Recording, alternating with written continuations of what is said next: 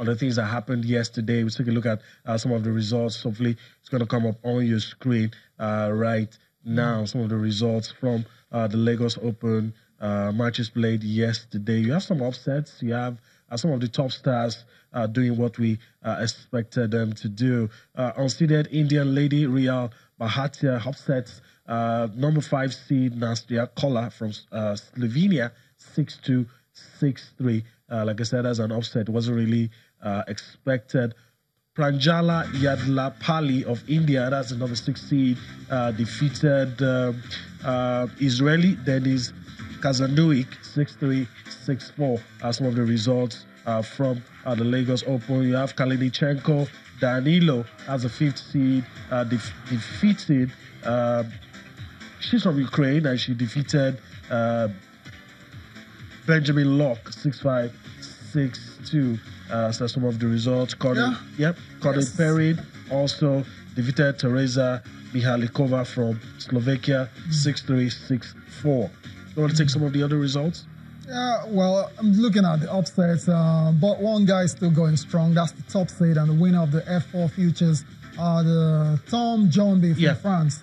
That's his name there. He defeated his Indian opponent, Nikki Kalyanda Unacha, 9, 7-5 and 6-2 to advance to the semifinals of the Lagos Open. And so it's looking very ominous for his rivals. Looks like he might just going to retain that title as well. So also in action, you had Jack Draper from the Great Britain defeating Tyler Liu of the United States of America 6-1 and 6-3. Last but not the least, Arthur Rinda Kinek from France defeated Indian Ian Golgius 7-5 and 7-5. So that's action coming there from the Lagos Open. It will continue today, and by the end of today, we'll know the semi-finalists. The finalists, I beg your pardon. It's time to move on now. Let's talk about the Super Eagles of Nigeria. It's just one day to go to that match against... before we do the Super Eagles of Nigeria, though, let's talk about the National Sports Festival. That's around the corner as well, too. It hasn't been held in a long time, but it looks like it will finally happen this year in Abuja. And the game's touch, they call it the Touch of Unity, has been going around the different states in Nigeria. It's been the turn of Kwara, and we're seeing the governor, Abdul Fattah Ahmed, receiving the game's Touch of Unity. And whenever this happens, whenever the touch starts to go around, then it is very, very likely the competition will happen. Surely. Everything started on October 1. The Vice President was handed the Touch of Unity. This Touch of Unity will touch the 6 geopolitical zones in Nigeria. It's the turn of the North Central, represented by Kwara State, and Governor Abdul Fattah Ahmed right there receiving it and, you know, giving his message. I mean, like you said, this a very good sign that the Sports Festival will be held this year. With this, there's no going back, and hopefully all things will turn out the way is expected. Let's listen to the Governor of Kwara State, Abdul Fattah Ahmed, talking about the National Sports Festival, the 19th edition to be held, and the importance of the Sports Festival. We must use this to drive that much desired sense of unity that requires to make Nigeria a great nation.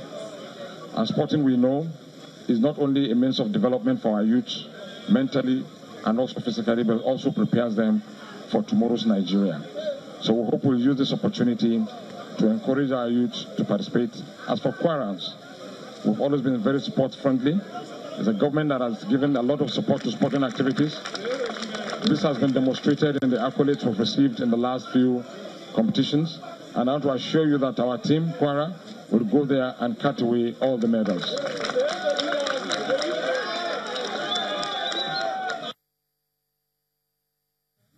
All right, so that's it. We'll leave it at that. Let's go to the big one, the Super Eagles, and that's what everybody wants to talk about. The Super Eagles of Nigeria taking on the Mediterranean Knights of Libya tomorrow. It doesn't get bigger than that. A chance to put our campaign back on track. In case you've forgotten, in our group, Libya are currently leading. That is why it's not. It doesn't come as a surprise. Coach Rohr, speaking of the respect that he has for the Libyan team. Of course, it has to. I mean, when our country is sitting on top of the table and you are third on that table, forget anything else and forget the quality of players, forget your ranking. Yep. When it comes to FIFA, you have to show respect, and that's exactly what Rohr is doing ahead of tomorrow's match against Libya. Let's get to listen to his pre-match thoughts, what he has to say, and why he thinks Libya will be a very difficult encounter tomorrow. We don't underrate this team of Libya. This was the question. They defending very well. We saw the games they did, not only in South Africa, but also in the World Cup qualifiers. They played in a difficult group. They beat Guinea. They made good games against Tunisia. And they give a big trouble also to Democratic Republic of Congo. So they did very well. They have the problem that they cannot play in their own country, but that is giving them a big force, a big unity to do well for the country. There is a war in the country, civil war.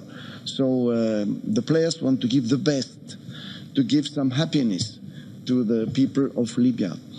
We watched what they did. They have a very strong defense with a good goalkeeper. They have half of the team who are playing abroad. 2 are playing in the United States. 2 are playing in Portugal. 1 is playing in Raja Casablanca. They won the Cup of Confederation, Champions League. And so they have really good teams. Some of them played already in the Chan team we saw in Morocco. There are 4 or 5 of this team who are still here. So they have the opportunity, their leader on the group, perhaps to do something very well and to qualify for the AFCON. So we know that it's difficult and we prepare it very well. We don't underrate this team. We don't look on the FIFA ranking. FIFA rankings doesn't really bother, doesn't really matter in this kind of situation. Libya 99th on the FIFA ranking compared to Nigeria, where they're 51 spots below Nigeria. So you can say there's a golfing class, but Rohr is still taking them very, very seriously. Also, he's also been speaking on the attacking options available for Nigeria for tomorrow's game. Odion Igalo is a part of that side. There's Samuel Kalu, there is Henry Onyekuru, and it feels everything is all set. It feels he has enough options to deal with Libya tomorrow when it comes to the attacking department. Igalo is a player who did very well in the qualifiers for the World Cup, especially against Cameroon. The goals he scored before and later. He had a World Cup which was not so easy for him, that's true, but he's doing very well in his club. He's scoring, I think, more than 20 goals already in his club. And that's why we invite him again. And we don't have the time in 3 or 4 days to change all our offensive animation. But we invited success. He's here now. He's able to play in the same position. The problem is in 3 days to find the complicity with his partners in this offensive playing football. And we have already 1 new player coming with Kalu, which means that we need more communication.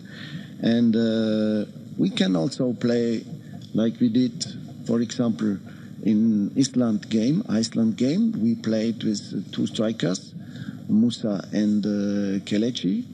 And it was interesting also. So we have different tactical possibilities to play in the center of the attack. We have also now Henry Onyekuru, who's playing in Galatasaray Champions League. Interesting, made a good game in Monrovia, scored a wonderful goal. So there is also now a spirit of competition. Spirit of competition. Rohr there definitely satisfied with his attacking options ahead of tomorrow's clash against Libya. From attack to defense, let's go now. The left side of the defense has been a bit problematic for a while now, Yemi. And there's a particular guy that has been called up, and Rohr is starting to, he's pretty much impressed with his quality. Yeah, so he's been answering all the questions. I think we should just listen to him again, talking about Jamilu Collins, how impressed or satisfied he's been with the new addition to the Super Eagles. This new player, Collins, he's a left foot, which is interesting for us. You know that Elderson Echijele now doesn't have a club, so he could not come back again. And I think that Collins has the qualities to play very well for us. Not only because he has a left foot, but also he has a good physique. He's quick. He can go forward. He's defensively strong. I saw him playing in Paderborn. I saw his match in Cologne. They won 5-3, and he did very well. They have a good team. Paderborn was 3 years ago in first Bundesliga. They want to come back, and they have really a strong team. And what I saw from him also in the Seychelles camping was good, but he had a little injury still, and he was not 100% to start the game. He started the game in Monrovia, in Liberia. It was good. And so we will see. Perhaps he will start the game. All right, that's it. Coach Gerard Rohr answering all the questions on our minds and nothing left. All that is expected now is the 3 points tomorrow.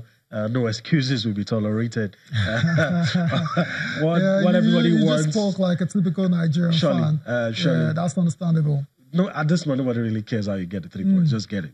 After you get it, then we'll talk about the style of play. But get it first. Afterwards, right? Interesting, Jamilu Collins, the left side, Brian Ido has been playing there for a while now. It'll be very interesting to see if Jamilu makes his debut. I mean, he's obviously impressed with his quality. He's seen him, in camp, and he's seen him for his club, Paderborn, in the second Bundesliga as well. So it remains to be seen if Gerard Rohr will select Jamilu Collins, the left back, for his debut against Libya tomorrow. It's time to go for a break now. I'll come back. We'll continue our build-up to the Super Eagles match against Libya. This time, Tony Bitoye, Super Eagles media officer, will be joining us to give us updates from the camp.